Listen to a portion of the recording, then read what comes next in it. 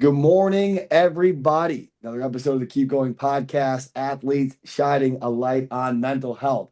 Hate to do this, Hudson, but I've been hearing the get the funk out of my face for the last like 7 days.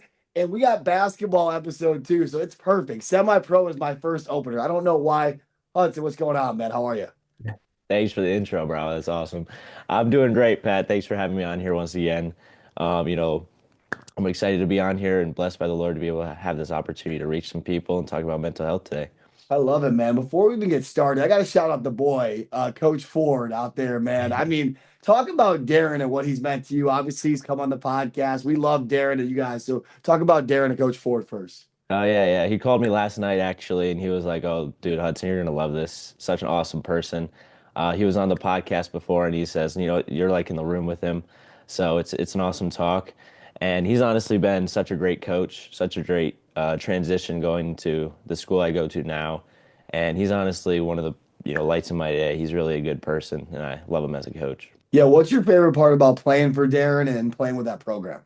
I definitely think the favorite part is definitely his energy that he brings to every single day. I mean, there's not a day off where he's just quiet. He's always got a loud voice, always got the highest energy in the room, which is awesome. Yeah, we're gonna pivot from him in a second. I don't want to toot his horn too much, but I would tell you with Darren, obviously I worked with him. I still work with him a little bit more indirectly now. I'll never forget his episode. We were sitting, I had a wedding on the Saturday, and we were sitting in a hotel room, me and my wife at the time.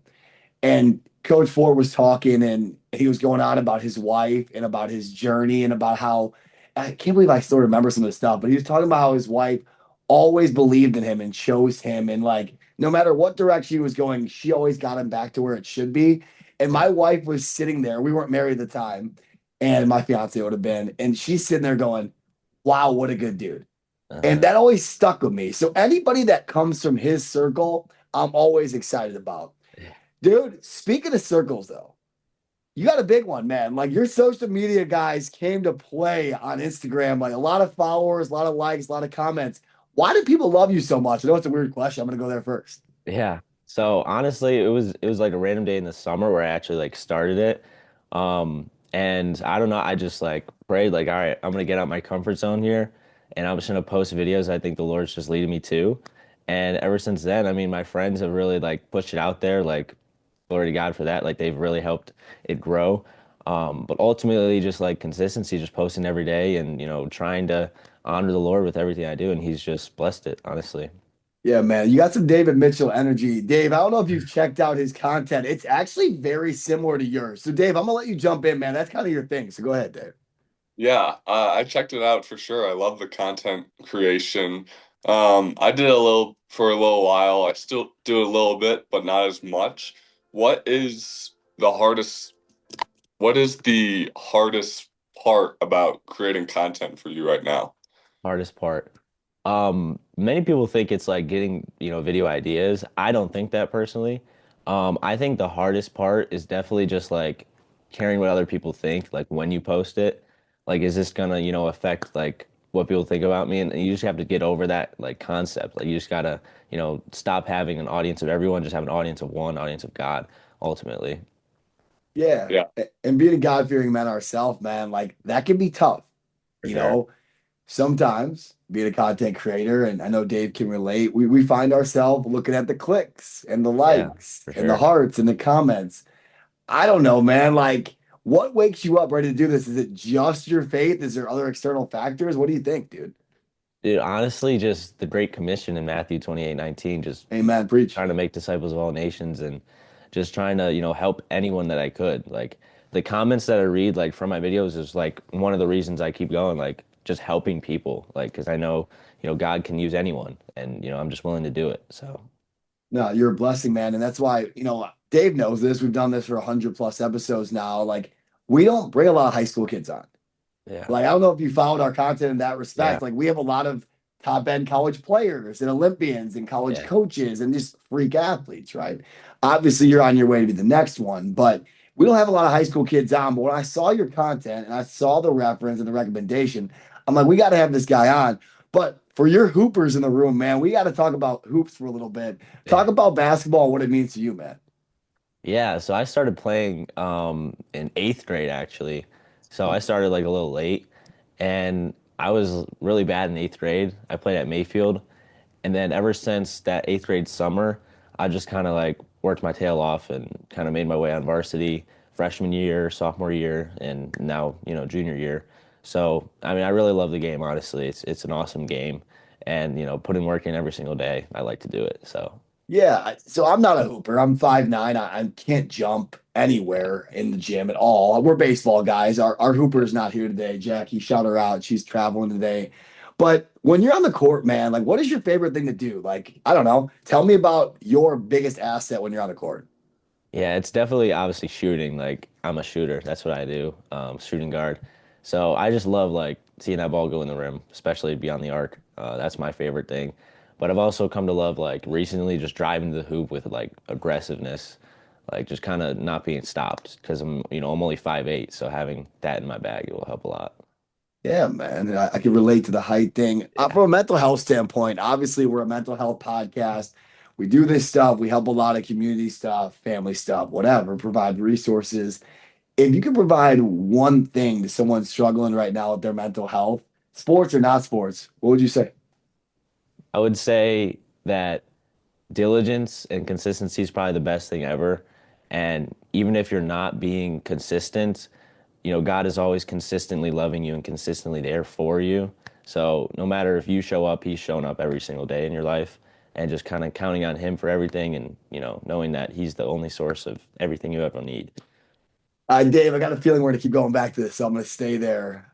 When did you get so connected with your faith, man? Like, when did this journey start? I know you're big into it now, but like, was there some trials and tribulations? When did it all start? Oh yeah, for sure. So I grew up in like a Catholic church Mm. and I didn't really like go to church to like it. I just, kind of went as my family went. And I wasn't really a believer except until ninth grade. So it was like going into ninth grade is where I actually put my faith in Christ. And it was just, a moment where I prayed for the first time and God answered my prayer, like something, like that. And ever since then, I've just been like, wow, I actually, have evidence behind my faith now. It wasn't just an emotional standpoint, like it's a faith-based evidence now. So, I mean, ever since then, really. Yeah, and Dave, obviously your journey's been pretty similar, right? Like just I wouldn't say reinventing, that's the wrong word, but you've dove in deep over the last couple of years, Dave. Can you relate to that a little bit, man, about your journey? Yeah, for sure. Like you, I kind of grew up Catholic, going to a Catholic private school. My parents put me in, and I was kind of the same way, like you. I was in a similar position. I was just kind of going to go with my family, and I was in school, so we were we were mandatory to go to church, I think, during school. So I was just kind of always in a place around it, but I didn't really pick it up until maybe 2 years ago. I started going to church alone just after I finished school, after I went through everything.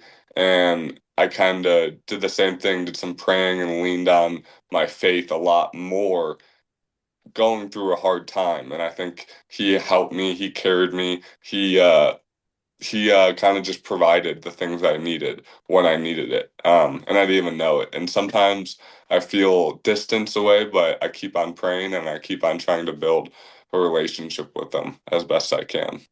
Beautifully said, Dave. And Hudson, here's what I'd ask you too, man. Obviously, the content creation is great. I think it's amazing. It's definitely filled my timeline with positivity and that just, hey, get in the word today. Like that kind of deal. I love that. Obviously, you're a hooper. That's been a big part of your life too. What's the ultimate goal in all this, man? You're young. Like, what's the ultimate goal moving forward? Yeah, I mean, I kind of have many different career paths that I can take. Really praying about it, but one road I can take is go to college, at one of these colleges I'm interested in, and I actually want to study theology, because I want to play basketball hoops in college, and then as well study theology to get a pastor's degree. So something like that could be one option. And then another option just be like, literally, if this takes off, these videos I make, I mean, who knows? Like that could be a job one day. I mean, honestly. So Yeah, Hudson, I'll give you some background, man. When we started this 3 years ago, I was like just talking to my buddies about it. Dave wasn't with us at the time. Dave jumped out about the halfway point, and we were just sitting there, and like the first episode dropped, and all of a sudden we started getting watches and likes and comments, and people were like sharing it, and people were like wearing our merch in my hometown. It happens that quickly. So I don't know. This is not our full-time gig now, but how this has kind of taken off over the last 3 years, we would have never saw it coming. And thank goodness, because God already had that written for us. Right. My advice for you being on the podcast today and you taking time out of your Sunday is continue doing what you're doing. It matters. Um, Even when you shoot episodes with Olympians and you shoot things like this and they flop, or you put your best video out ever and it flops, and you're like, oh my goodness, I love this. God compelled me to do this. My advice today for you, being a young man yourself, man, and kind of looking at myself 3, 4 years ago, keep doing it Yeah. because your shit matters. Excuse my language. It really does. And Dave, I told you earlier when we decided to do this, we don't have high school guys on. It's because you're you, man, and you came with a shining recommendation as well. Thank you, bro. I appreciate that. Yeah, dude. All right. Well, hey, I got to get to the preface of the podcast here. Obviously, we are the Keep Going podcast. We asked the Keep Going moment. Everyone's got a unique answer, man. What's that moment that you got through the normal person wouldn't get through? Man, that's a tough question. Um, I would say like the people that kind of doubt you and kind of say like, you know, X, Y, and Z. For me, it was like my height and, my maybe my stats. One thing, like you're only this and you're only that. And you just kind of have to tune that out because a lot of people actually take that, especially because it was coming from one of my best friends, at the time. So people like to listen to external circumstances and external people Amen. when it comes to doing what you do. And that's the worst decision you can ever make, especially if it's a negative thing. And I would just say, keep going, focusing on God and what His Word says, and not what the people around you say, because they're only human. Can I stay there for a second? Yeah, Internally, obviously, your faith is a big part of this. We've gone over it a couple different times. What are some ways that you stay focused on the Lord over the external factors? that's a great question. So, what I love to do every single day is, as soon as I wake up, I go to my knees and I just thank God for another day, and I set goals for the day as well. So it's like throughout the day, I'm thinking about that, and I'm thinking about praying, and I'm thinking about reading my Word because I start my day off with the Lord. Yeah, let's go the opposite route, right? I got athletes that listen to this. Dave does as well, coaches, whatever else. What if you wake up, drop to your knees, you pray, you set goals, and you fail and you struggle? Where does the internal failure and that stuff go? Like, where does your head go there? Right. That happens a lot, honestly. I'm going to set goals and sometimes I don't complete them.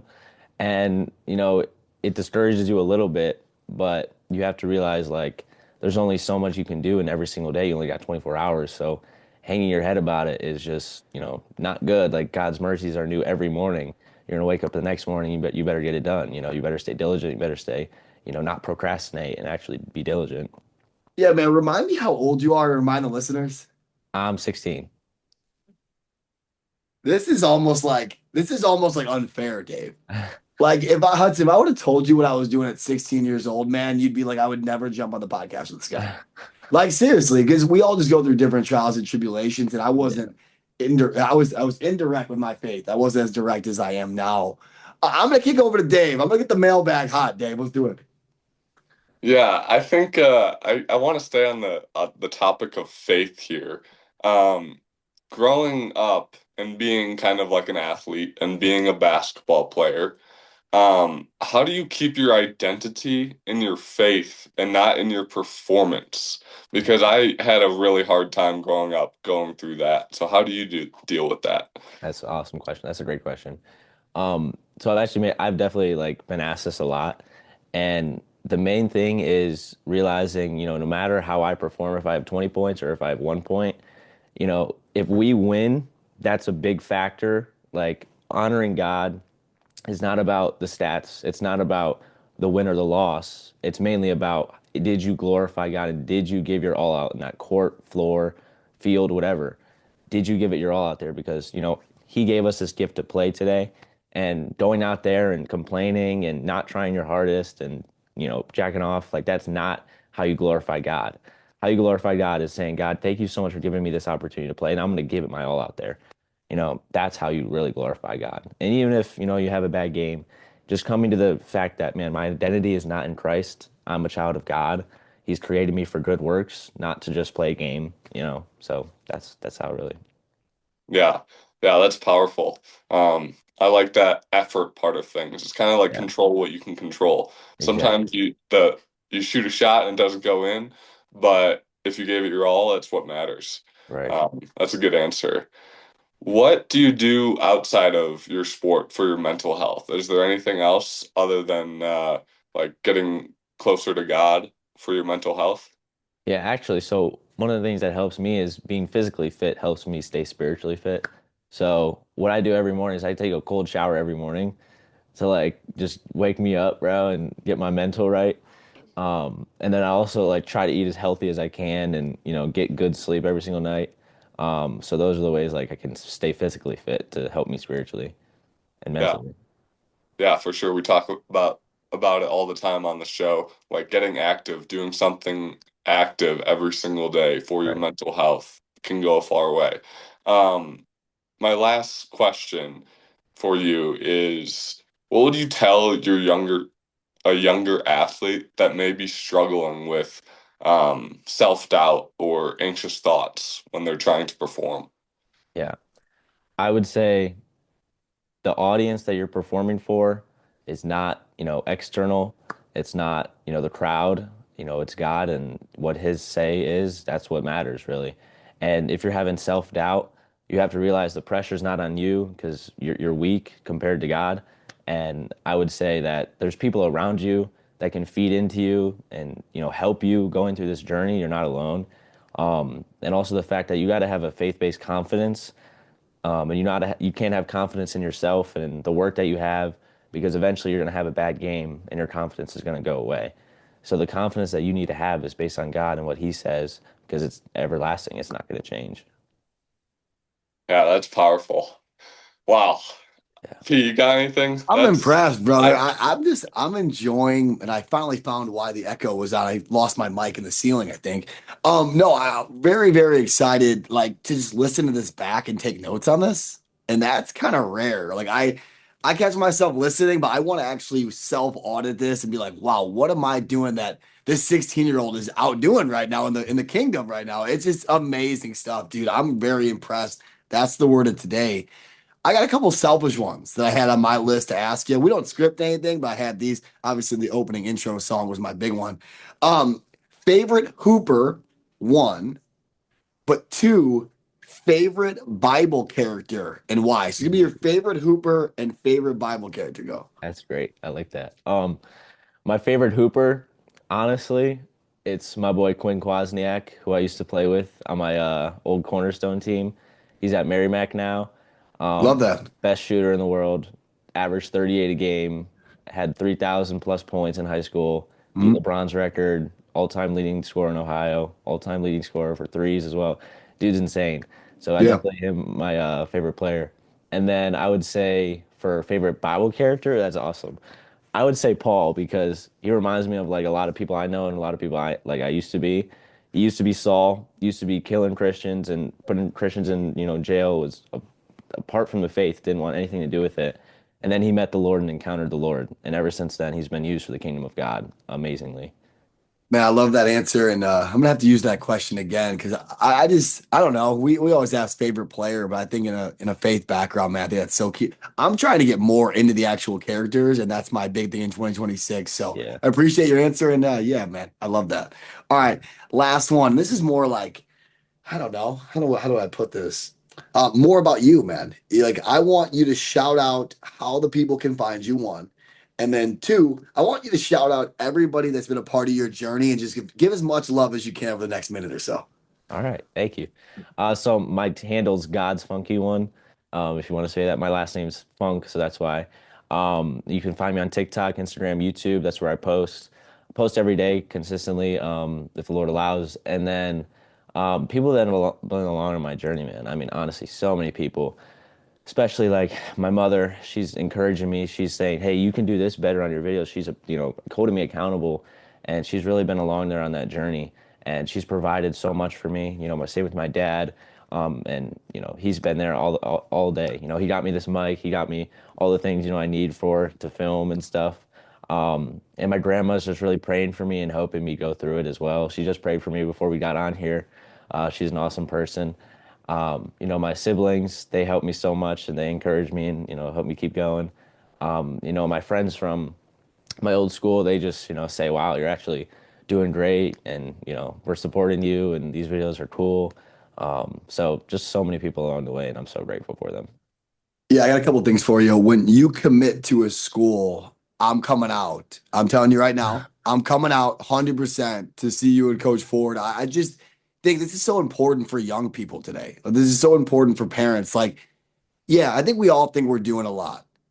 But I Mhm. sit here and like, are we doing a lot of the right stuff? Are we doing a lot of the stuff that actually matters? And that's making our time on earth servant leadership. It's making the time on earth matter. So wait, later on, we'll be in a beautiful place. We already know hopefully where we're going. God's decision there, obviously, but just what a beautiful thing. And then I think for you moving forward, man, I keep going back to this, but I'm so impressed and I can't wait to see you kind of elevate where you're at now. Because at 16, if this is where you're at, man, I can't imagine where you're to be at 26, 27. You're so far ahead of this, man.